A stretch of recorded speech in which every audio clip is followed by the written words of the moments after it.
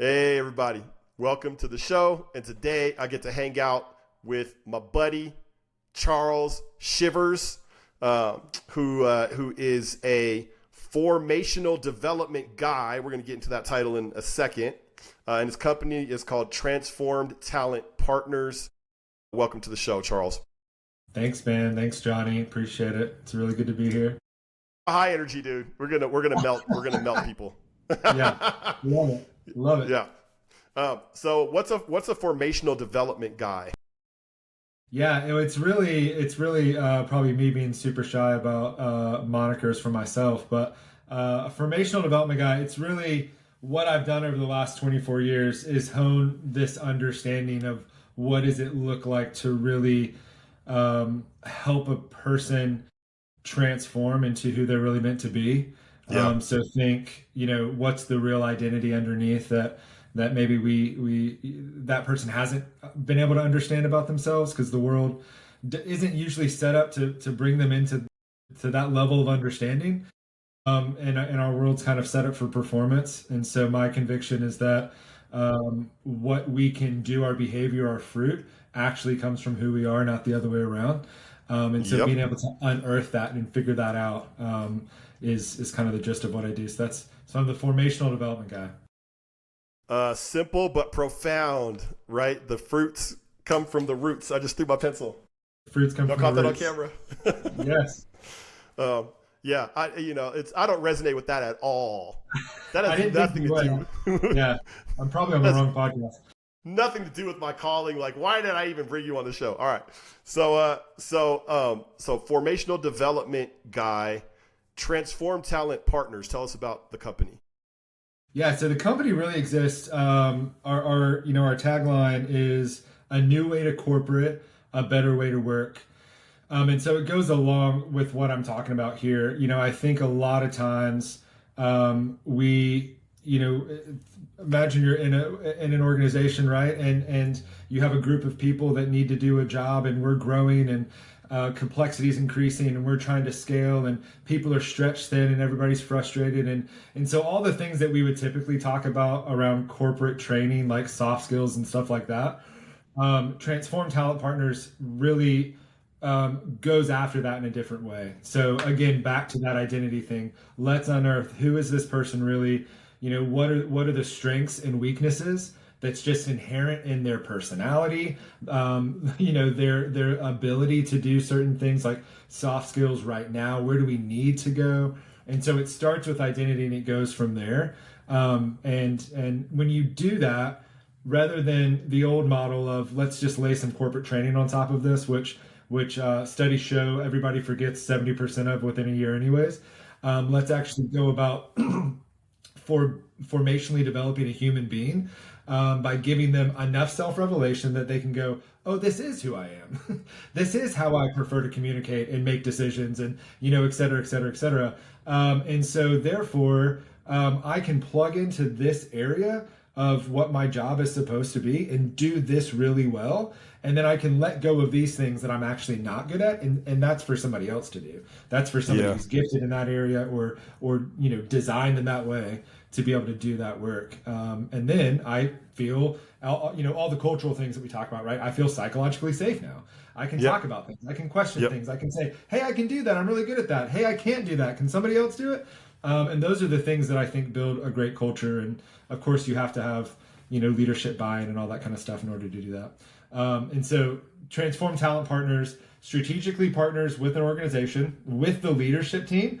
That's essential. And then we work, we would do a diagnostic and a people map. We'd actually understand, like, here's where you're strong, here's where you're weak. Your goal is to, whatever, 2x your business in 5 years. This is how we see that going. You're going to need to hire this many people, train these people in these things. But then we actually run performance. So those are internal talent pipelines to help Yeah. people learn, grow, develop, scale inside the business. And then talent pipelines, which is we can actually run pipelines outside of the org to get people ready for your company culture, your business needs before they ever walk in the front door. So that sounds unique. Yeah. And I even remember from when we had our original conversation, you had talked about the revelation for this whole thing came from some kind of interaction around that, right? Can you tell us a little bit about that? For sure. Yeah. So for the last 10 years, I helped run a software developer. We'll call it a boot camp. It's a little bit different than that in the market, but it's what people kind of understand. So I worked with an organization who was a staffing agency in IT. We would bring in junior level IT talent who were not ready for a professional job or to go sit at a Fortune 500 enterprise level environment. And we would train them up technically, of course, right? So like things just like full stack, software development. But then as a key component of that 8-week program, we would do all sorts of stuff to build them up interpersonally. Yes. And so my philosophy around that, so I created that part of the program, and my philosophy around that was I kind of started with some key convictions that I could holistically train a human being better than maybe like the education system could. Because I was that nerdy kid who came out of that environment with a whole slew of ideas about what would have been better and stuff, and somebody gave me room to play, and so I was able to go do that. I had a core conviction, back to the identity thing. If I gave somebody an understanding of innately what their strengths and weaknesses are, I called it self-revelation. I would build a trusted relationship with them, that they could learn their strengths, celebrate their strengths, surrender their weaknesses, and that I could encourage them to rise to a level that they didn't know that they could rise to. And there were some, and when we talk about like soft skills and hitting those soft skills and how we did that, we made the program do all that work for us. So like we built ambiguity in the program. We didn't give people the answers. They had to go search for it. They had to learn to talk to each other. They had to ask great questions from day one. They had to learn to communicate professionally. All these things along the way, and then we would keep data on them.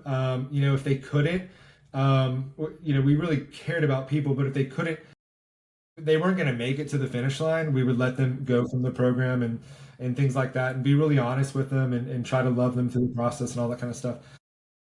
And so that was we did that for 10 years. And we served Fortune 500 clients, and that was a true talent pipeline. Yep. Right. And so because we screened heavily, and we were able to know like what a person was going to be when they come in with like different personality assessments, like the predictive index and stuff like that. We would know how they needed to grow, and then we would know what they would look like when they got to the client. So the outcome of that program was a 95% success placement rate, which somebody's like probably saying like, dude, that's a typo. Yeah, I know, it's insane. Well, we got it, and we worked really hard, but we got it down to, at one point only 10% of applicants made it into the program. 80% of applicants was our target to graduate the program. So we wanted to leave a little bit of margin for people that we maybe thought couldn't make it, but would surprise us. They would have more grit or determination than we thought. And then a 95% success placement rate. So if you've ever been in staffing at all, that's a really high number, but it just means that 95% of the time the client was very happy with who they received from us. And that's the feedback we would always get. It was just like, because they were true junior developers, right? The feedback we'd always get was just like, how did you do that? Like this person comes in, they're from day one, they're producing work. We don't have to teach them how to communicate or collaborate or, how to handle critical feedback or any of that stuff. And that was because of that, integrative understanding of human development. Sure. Well, and those results, they sound miraculous in some sense, right? Yeah. Because and a lot of times when you're working in your superpower, like you're doing what you were called to do, the results look like magic from the outside, Yeah. right? So you have a heart of discipleship. You know how to disciple people, right? Yeah. So what you're doing in these professional environments for, Fortune 500 companies is really what you learned from Jesus. Correct. Yeah. I lived it. I lived it out, and then I spent 12 years in ministry before I started doing this. And I mean, when I was tapped to help build that program, that was my core conviction was if we're going to really reach people and transform them, we have to do it like Jesus did it. So the whole idea of like, hey, come follow me, I'll make you my disciple. We just don't. Our world's not set up for that unless you intentionally go and do it. Uh, Real big on like the idea of like the whole person shows up everywhere. There is no there is no real like personal work divide. That's not a real thing. That's a mirage. Like the mom of four shows up to work every day. Like she doesn't turn that off. And you really, if you're going to develop that person holistically, you have to deal with all of that. And Yes. I don't know. I think maybe in the world we get scared of doing that, but it's really the better way to go. Well, because people are messy, right? So if you're going to do that, then you're going to have hard conversations. You are. That's right. Most of us don't want to have hard conversations. And so we'll stay in the realm where it's not that, which is more of the superficial realm, but then we won't see the deep transformation.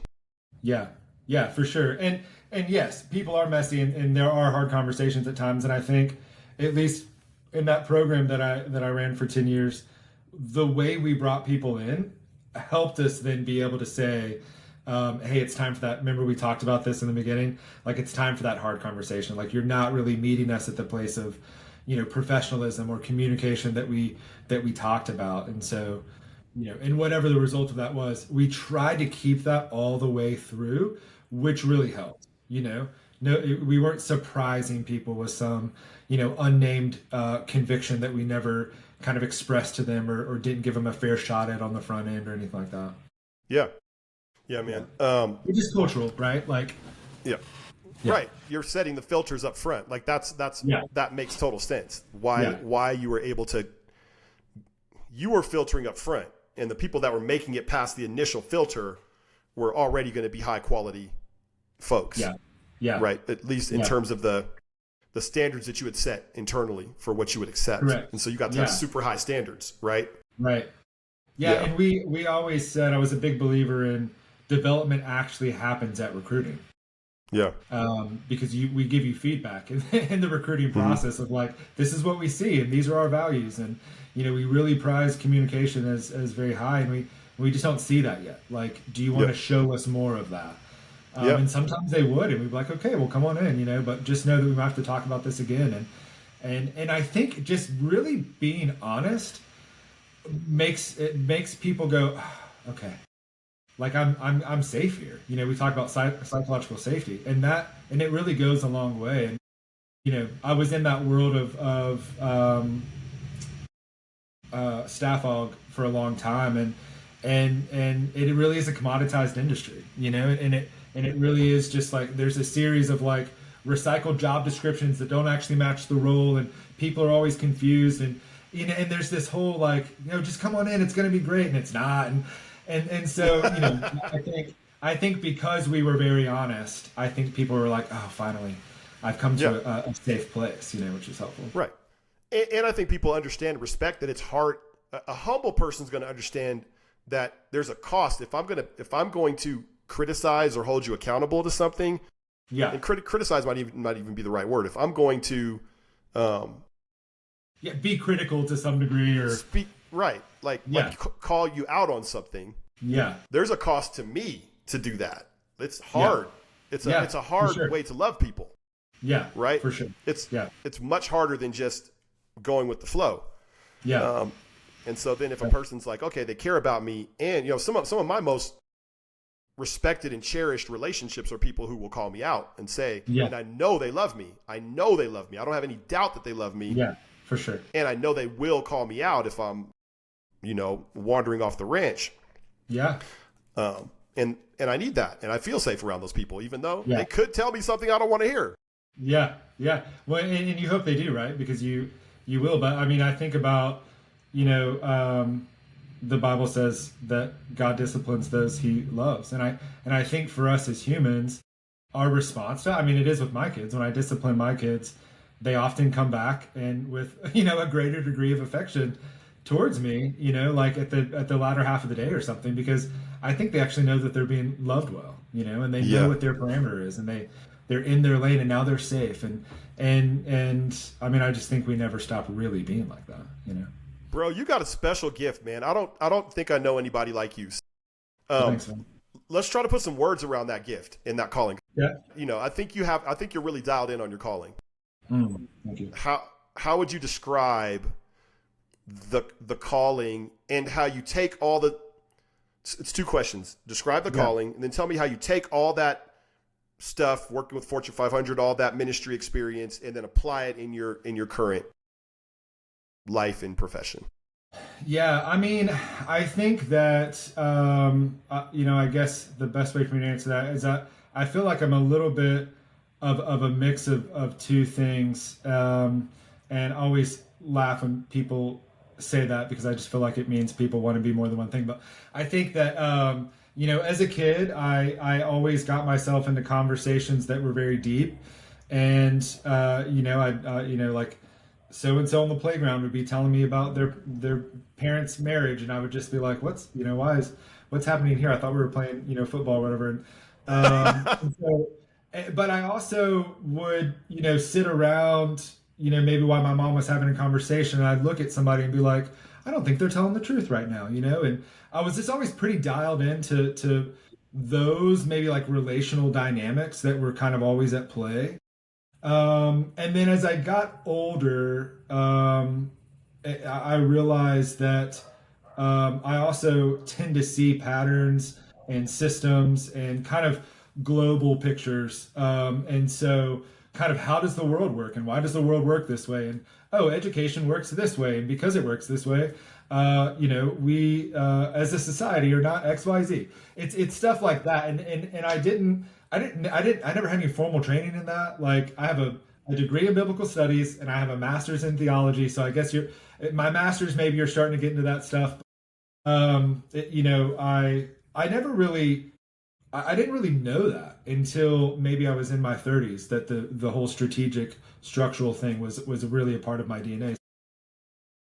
So I think when you put those two things together, I tend to look at a person and kind of apply these things that I've learned along the way, to try to kind of figure them out. So I often get called, and I was a pastor for 12 years, but I often get people go, well, you're very much a pastor, like you're very pastoral, and I always kind of laugh, and I'm like, I'm really not. Like, I get why you say that, but when I sit down in front of somebody, I am a task focused individual. And Yeah. so I've learned that if I kind of open handed, like, hold the complexity that they're giving me as I ask them questions, eventually I'll go, oh, I get it. Here's the thing that's holding you back. I figured it out. Yep. And I'm Yep. always kind of looking for that aha moment, because then I can go, great. Okay, so we need to get here. And so in order to get here, we got to fix this, this, and this. And so I'm more of a problem solver. And I studied in England for my degree, and I met lots of wonderful pastoral vicars in the Church of England who had been stationed at a place for 45 years and had birthed babies and then birthed babies, and they would always be like, "You're not a pastor," and I was like, "You're right. I really am not. I can't do what you do. Yeah. I'm not that patient of an individual. I'm more like, hey, I found the problem. Do you want to hear the problem? Oh, you don't want to hear the problem. Okay, well, come back to me when you hear the problem, and then I'll help you fix whatever it is. But I'm not terribly patient in, like, the pastoral. Let me shepherd you for the next 20 years through this thing. I Yeah. do love to solve problems. I do love to create efficiencies. I do love to, improve the bottom line of an organization, and I can see how to do that quite well from a big picture point of view.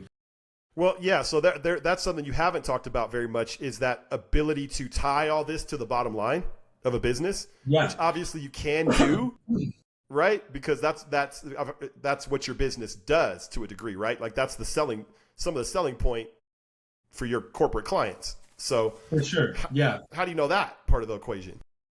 Well, it's really because I mean, really, so this program I ran, we would, serve Fortune 500s and Fortune 500s and 2000s at times, and we would do consulting engagements with them. And so, even though I'm from the ministry world, and this was very much not, maybe a part of my formal education and stuff, we ran some internal engagements, and I learned a lot about um, you know politics and how things operate in the structure of a big kind of enterprise level organization, and what was holding them back. And I guess because of that, being able to see systems and stuff, um, I would be able to look at what they were saying their problem was, but then every time I'd go, yeah, but people are always the same no matter where you go. Like this Yeah. thing inside of a human being is the same from the C-suite down to the recruiter in HR. The internal fears, insecurities, and judgments that hold everybody back are just present there. So if we can find out what those things are, and I can alleviate some of that by giving you a better understanding of innately who you are and how to function in your gifting or your superpower. I used to say that, Johnny, a lot. You'd be like, all the students that came through, I'd be like, what is your superpower? Because I want you Yep. doing that at the client. Yep. Um, I could do that. We could do that from the CEO all the way down, and so it became quite easy, I guess, to kind of figure that out and to create these Yep. programs that would help. But when Right. you do that, man, like you talk about a company that's scaling, right? Like what happens when a company scales? More complexity, more complexity, more complexity. The old way of doing things is, okay, we're gonna ride the horse, like the people. We're gonna ride this horse until it breaks, and then we're gonna replace them, because that's in our mind, that's the old way of making a company scale. And I would say, no, let's start with unearthing the true identity of every person and their real capacity, and then develop them to continue to handle that complexity so that execution doesn't break down. And Come so on, that bro. affects the bottom line, right? You talk about the price of attrition, the price of disengagement, the price of a bad hire. All that stuff starts to go away when you do it the new way, Yeah. the new way. Um, there's so much we can get into there, but I do think I'm just gonna to the listener, man, I just want you to dwell with the richness of that for a moment. Like that approach sounds simple, right? There's a beautiful simplicity to it. When I hear the gospel in action, it resonates on the ear like a beautiful simplicity, but then also very hard to do. Yeah, yeah, Um, so let me tell you something I hear. So even as you were describing that, I'm like, yeah, of course. If I unlock you don't need to understand whatever. If I'm in aerospace or if I'm in software development, you don't need to know my business model, yeah, right? To know that if you come into my organization and unlock my people, whatever we're doing, we're going to do exponentially better if my people are exponentially more centered and grounded in who they are and operating in their area of genius, right? Like, yes, and that yes, takes me back to that image you kind of shared with me before we came on the call. You unlock yeah, people. yeah. The key. You want me to say? Yeah, You want me to talk about yeah. that? I do want you to tell about that. Yes. Okay, okay. Yeah. So yeah, I mean, I had a period, I had a time where I was making a big life shift, and I didn't understand it, and God was speaking to me about it, and I had this I saw in my mind this image of I, I was in England at the time. We were moving back home, me and my wife and our unborn baby. And I had this image of me sticking my hand into my best friend's chest and turning a key. Yeah. I felt like, and at the, and the idea was like, you're going to unlock him. And I think back then I felt like, oh, that's a really arrogant thing to think. I shouldn't do that. And my own arrogance was beaten into me as a pastor for 12 years. It's like you're Yeah. arrogant. You're arrogant. Yeah. And I think just more recently I was praying and God brought that image back to my mind and I felt like He was like, no, you are a key. You do unlock people. And I think on the back end of like the last 12 years where I've done this work and you think about like somebody who becomes an expert with 10,000 hours. I've done this work so much that, I'll say to friends, like, I can do this in my sleep, but it is much easier now to sit down with somebody and to figure out what's holding them back because I've just done it on repeat for 10 years. And so I do feel oftentimes like a key, like I can Yeah. go, oh, I get it. Here's your makeup. This is what your fear is. I mean, this is what your childhood was like. I take all of it, and I Yeah, go, bro. and then we click it into place and they go, oh, I feel so much freer. I'm healed, I'm all these things. And it does feel, I do think, I mean, it does feel like the gospel at times. It does feel like in a place where I'm in a corporate world, I am actually presenting the gospel day in and day out. And I'll say this to your point a minute ago, like, there is, I think to reorient ourselves to like a kingdom view of anything takes work, right? We all know that. We do that all the time. But then I think when to do this work, like something like TTP inside of an organization, Jesus's yoke is easy and light. And once you do that work to be able to do life this way, it actually gets easier. I think Yeah. the old way to corporate is much harder than the new way to corporate. There's a lot more life in the new way. What's TTP? Transform Talent Partners. Sorry. Okay, got it. So that's the company name. All right. Okay. All right. So I see you, bro. I see you, man. I see the calling. I do see the correlation with the gospel because to a degree what you're doing is we're all different links in the chain, right? And you're on the front line with people who may or may not believe. Correct. Helping them understand that they have a coherent story and an intentional design. Yeah. Right? Yeah. Yeah. Which down the chain, it's like, why do you have an intentional design? You have a designer. You are on purpose, right?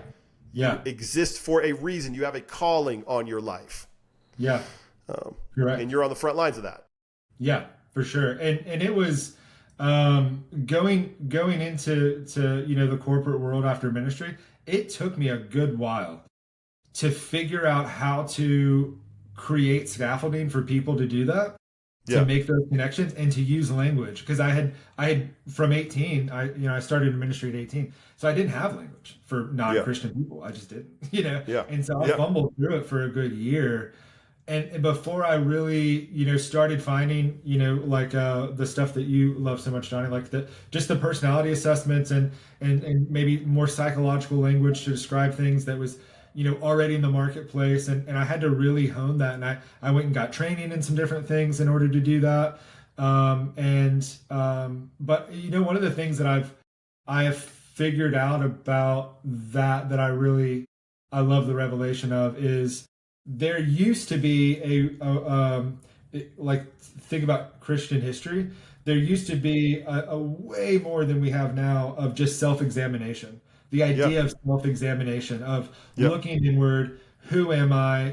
How is God speaking to me? How am I transforming day in and day out? And I think even in more of a liturgical context versus maybe evangelicalism, we find that. But I think we've lost a lot of that in the 21st century in the church because it feels like self-help, and people have pushed away from maybe what maybe feels more humanistic. So I'm a big believer in bringing that back, and I work with men too, which is another thing that has come out of working with software developers, because there's a ton of dudes in there. Where that's a big piece of what a man is kind of lacking in maturity, is the ability to look inward and say, who am I? And I think that's because from boyhood, most men are told, don't feel things, don't be emotional. For women, that's not for you. This Go weakness. out. Yeah, it's a weakness. Go out and make something of yourself, but do it on your own, or else you're not really a man. So that whole Yeah. self-reliance piece. I do a bit of that work too, of just helping men go, who am I? And what are these feelings that I'm feeling? And how do I unlock these things and heal and grow? And so I can be a great dad and a good husband and a good leader. What's the context of that work? Because I know the work that you do with TTP is more corporate in nature, Yeah. right? And so what do you have like a nonprofit, or how are you, or is it Yeah. more just, yeah. Yeah, What's the it's other not one? a nonprofit. It's called Live Courageous. So it's just an LLC. Yeah, it's the men's work that I do, and it really came out of the. I was seeing so many software developers on repeat. 97% of them were male, and they were younger or transitioning from one career to this or whatever, right? So still at that entry level, but I just got to a point, and maybe I was getting close to the 10,000 hours, but I got to a point where I was like, I feel like I'm just seeing the same couple of people. Like Yeah. your brain would go, oh, this guy was in the last cohort. We started a cohort every month.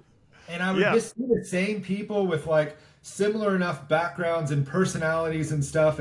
But what I started to pick up on was, everybody, they all struggled with imposter syndrome, basically, right? But I started to pick up on all these kind of like the reasons why they were struggling and the reasons why they were stuck and how they were getting stuck.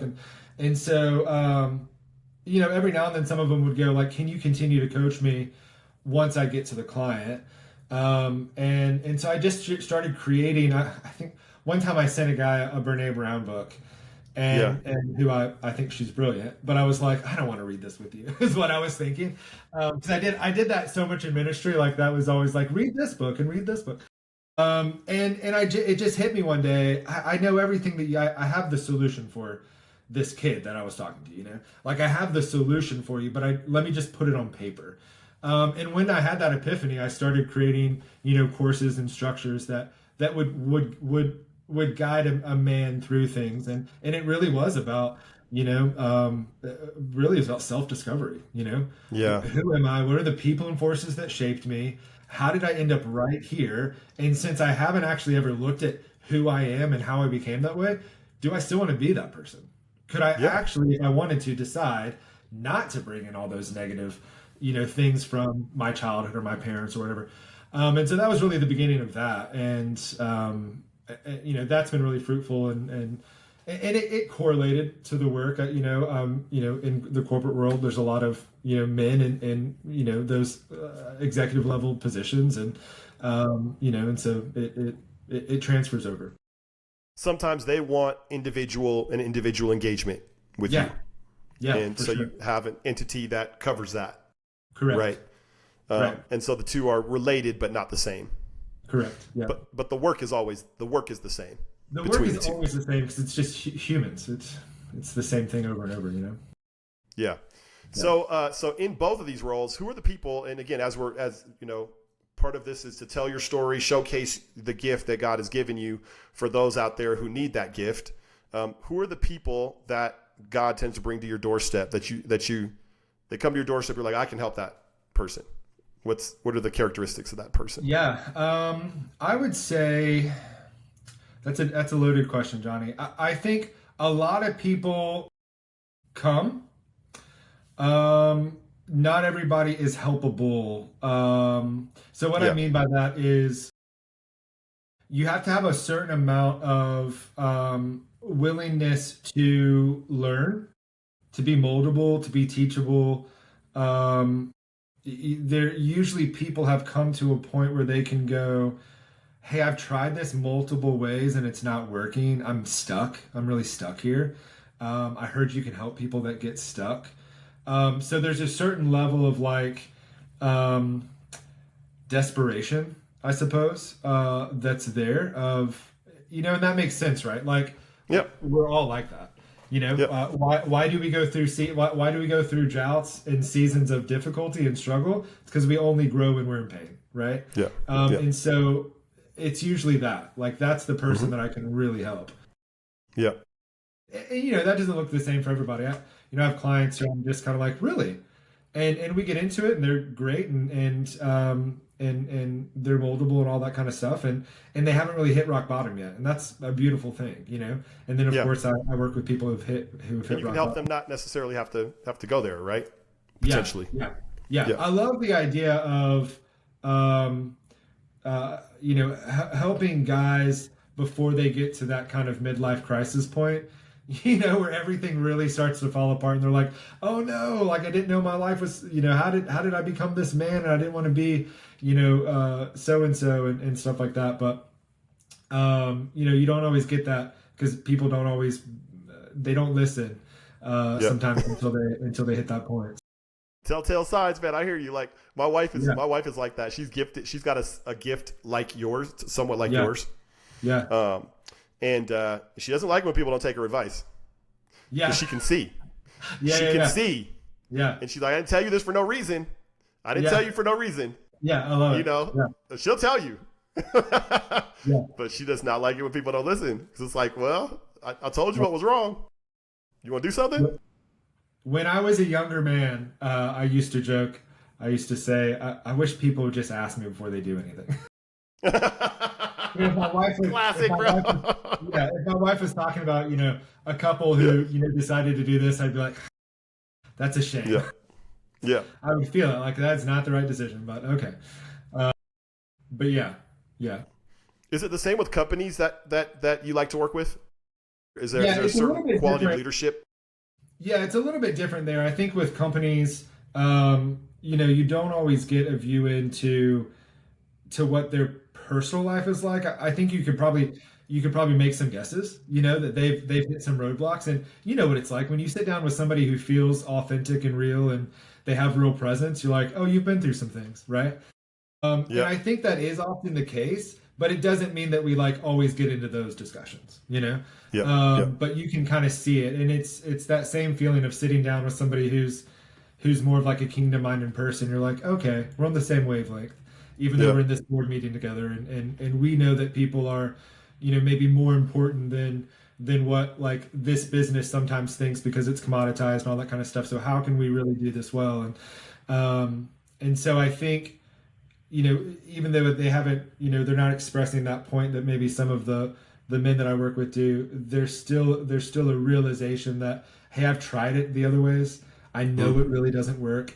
I'm mm-hmm. willing to look at how we do business and how we do work and start to change that. Can you help us do that? And so it is kind of the same. It is, yeah. The language is different and stuff. And they've tried specifically what? They've tried training, corporate development, Yeah, talent yeah. management. Yeah, yeah, yeah. They've tried corporate training, which 70% of people forget in the first year. I'm sorry, people forget 70% of corporate training within the first year. It's still a Yep, $1 trillion industry, right? So yep, we just keep doing it over and over. So they've tried those things. They've seen it fail. They know it doesn't work. They've worked with staffing firms. They could never find the right people. Their HR has, tried initiatives that hasn't worked. It hasn't really moved the needle. And then I think they are just tired. They're tired of the same old thing. They're tired of working so hard and not seeing the results that they really want. And they're looking for a better way. yeah, man, yep, yeah. And that's typically going to come from a leader who's aware enough and hungry enough to want to improve the endeavor, right? Yes. And to be Yeah. open for somebody to come in and to give somebody the power. Because I imagine it would frustrate you if someone hires you and then puts red tape on you. Sure. Yeah. Yeah. um, Yeah. Yeah. For sure. I'm sure you Yeah. don't like that. No, we work best with the leaders that are responsible for execution. Yeah, I think oftentimes we people think of us as HR or an extension of HR, and I always kind of say it's really a different ball game. HR as a kind of if you think about it institutionally, was created to mitigate risk for yeah, the company, right? right. And so we really have a different mandate and a different view into things. Ours is um, um, let's create sustainable growth by developing your people really well. So it's a different purview, and it's a different way of working. And so when we work directly with the leader that's responsible for the execution of that, then we can really get our hands around the organization, the systems, start to shift things, start to shift culture, and that's what you want to be able to do. So you're not generally working through HR or with HR. You're generally working directly with the leaders who are accountable for the results and the performance of the company. Yes or no? Yeah. Yes. Correct. There are some great HR organizations out there, right? There are some companies who think about people differently, who have licensed their HR, to do different kinds of things and to think differently. But generally, we work directly with the leaders that are responsible for execution. And That makes because sense, man. they're the ones that are most impacted by the bottom line, anyways. So they're more incentivized to do the work and to make the changes that need to be made, either to how we bring people in, how we develop them, Yep. how we train Yep. them, how we onboard them, Yep. how we move them into leadership, all that kind Yeah. of stuff. HR is always, so I come from IT, right? I was born in IT for all this work. IT historically has always existed, even IT staffing has existed outside of that HR realm, because in the beginning days, HR couldn't hire those people because they couldn't understand the language of technology. And that's why IT staffing is an industry in and of itself. Yeah. And so that's kind of how I learned we actually need to go to the people responsible for execution, not through HR, because it's not going to work as well. All right. This was an incredible time, and we're winding down. And gosh, man, I just love the gift that the Lord has given you, and the experience and all that God has made possible. So, what's your dream as we close? What's your big dream? You want to say the big, hairy, audacious one? Yeah. Yeah. So I guess I feel like this understanding of people and development and formational development, I do recognize that it's pretty countercultural. Mm-hmm. And I think people that are believers and kingdom minded and maybe can see the gospel in it, they go, oh yeah, I can see how it's countercultural. I would love to have a much bigger stage to talk about these things, to share these things, and to give people a real understanding of how to go implement it, because I think people think it's really complicated, and it's really not. Like, a lot of it comes down to, can you sit across the table from another human being with compassion in your eyes for who they are and how they're growing? If you can Yeah. do that, most of this is possible in your organization. And Preach it, I man. just think people don't think that's possible, And I would go, I've done it for 10 years. I know that it is. And so I think being more, I guess just having a bigger platform, being able to talk about this stuff. There's, I believe an epidemic among men right now, highest suicide rates we've ever had. The United States has the highest concentration of fatherless homes in the world. Just depression and anxiety is the highest it's ever been among middle-aged men. Yeah. And I want to solve that problem, because it's not that hard to solve, and I feel like I have the keys to it. And so Preach it, bro. a bigger platform for that, man. I'm really passionate about it. All right. Well, so I wish I had more time, but I don't. So, We'll do a part so two. No, I'm just kidding. yeah, dude. No, we could do a lot of parts on this. Thank you for sharing this with us today, Charles. Thanks for being here and just sharing yourself. Yeah, dude. Thank you so much for you and your gift. Anybody I'm sure would say this who gets to meet you, but the first day I met you, you were just a complete, in the most masculine way, a complete bundle of joy, and you made me feel like I was a complete and utter rock star. And I know everybody that meets you must feel that way too. And then you set all this up, and I barely lifted a finger. So thank you for having me on, and really you've served me, and so I really appreciate it. Hey, man, no problem at all. And thank you for that. Thank you for the kind words. And for anybody else that was able to stay here up until this point and be with us, I'm going to keep bringing you amazing people of serious faith, spirit of generosity, a growth mindset, and an area of genius. And so there's another one for the books. Charles Shivers. Take it easy, and everybody, we'll see you next time. Later. See you, Johnny.